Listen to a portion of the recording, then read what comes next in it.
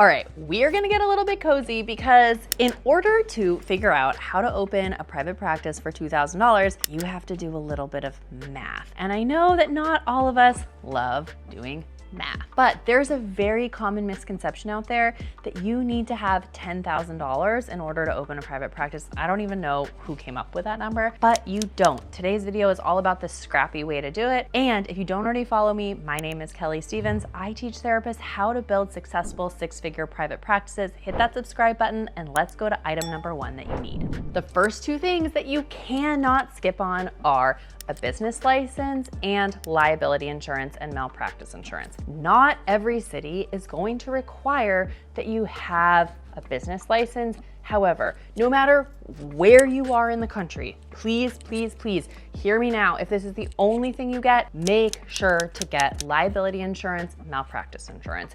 Do not skimp on it. Together, these two things, business license, liability, malpractice insurance, I'm gonna estimate that you can budget around $400 a year. I don't want you to skimp on insurance. Before you ever see even your first private practice client, I recommend getting insurance. I personally use CPH & Associates for my insurance. This video is not sponsored by them or anything. That's just who I use. I have used them since I opened my private practice in 2016. I will make sure to link them below, but let's budget about $400 a year for this stuff. Next up, you need a DIY website. I know that there's a lot of you who are telling me you do not want to DIY your website, and that's okay. It just means it's gonna cost you more money. However, if you were trying to do this cheaply, you need to make your own website. I personally love and use Squarespace. Again, this is not sponsored by them. I do not have affiliate links with them, but I will link below what Squarespace is. I use it. I typically recommend that therapists budget anywhere between $300 and $400 a year for a DIY website, meaning you're gonna need some website hosting, and you're also gonna need to buy your domain name, and you're probably gonna need a website template. You can DIY all of this yourself. When I was first starting in my private practice, I used to literally come home from my agency job, sit on my couch, watch free YouTube videos on how to build a private practice website, and then I did it myself. If you do not want to do it yourself, you can hire other people, but it's going to cost more money. So I personally like using Squarespace. I bought my domain through them too, and that's a really easy way to do it cheaply. Remember, your first website does not need to be your last website, right? You can launch a practice with just a very basic website. And then as you get more used to marketing your private practice, you can upgrade, AKA when you start making money, you can upgrade. The next thing you absolutely need when starting a private practice is marketing materials. I would budget $300 to $400 a year for this in your first year. Now, this is doing it extremely cheaply, okay? We're not talking about going to buy the best business cards from the best places initially. We're talking about spending money to take other therapists to coffee. We're talking about maybe printing some low-cost brochures, right? You might choose to spend more money if you have to, but what I want you to take away from this video is you don't absolutely have to do that. You can choose to spend your money wisely when it comes to marketing. So let me give you an example of this. Every year for my private practice, I like to give holiday gifts to my referral sources.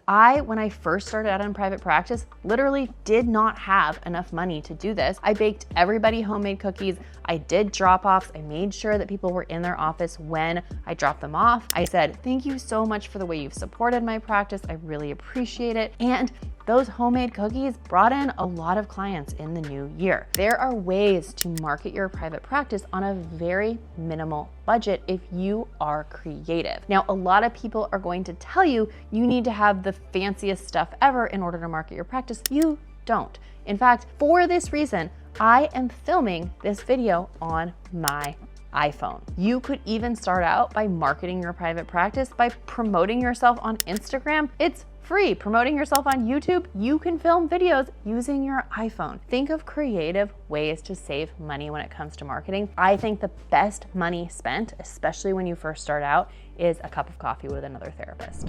The next thing that you need, which I know takes time to set up, is directory listings. All right, here's what I want you to do. I want you to open a spreadsheet in Google Docs or Excel or whatever, and I want you to do all the free trials for the directory listings. Some of them have 3-month trials, 6 months, 1 month, whatever it is. Do the free trials, they're free. right? Then what I want you to do is track the number of referrals that come in from each of those directories during your free trial. If you don't get a single referral from them, you might not choose to spend money. I personally, in my first year in private practice, would suggest budgeting anywhere between $300 and $500 for directory listings. You might not choose to keep all of them, but keep a spreadsheet that keeps you from paying for them if they stop working, right? And it tells you which ones are worth investing in. If a directory is even sending you just one client a month, let's say you're cash pay, more than likely that directory is paying for itself. And you can almost consider that, this is like therapist math, but I would almost consider that free, right? Because it's bringing in more money than it's costing you. Next up, you need an electronic health record. Again, this is not something I would skimp on. I would pick the one that you are going to use in the long term. There are gonna be some that are cheaper than others. I personally use SimplePractice. I've used them since 2016, and it is not the cheapest one on the market. I will tell you, there are probably cheaper ones. However, I chose to use this even when I first started my private practice because I knew it would take me through the growth of my practice in the long term, and setting up another entire electronic health record, even if you start with like a super budget one, is a nightmare and not worth your time. So I personally use SimplePractice. If you do their most basic version, which I would start out with the most basic version when you're first starting out, I think it's $340-ish, $348, around there a year at the time I made this video. And I would definitely use a free trial. I will link one below for 2 months free. Use as many free trials as you can. Can you tell that's the theme of this video? I use SimplePractice. I think it's worth it.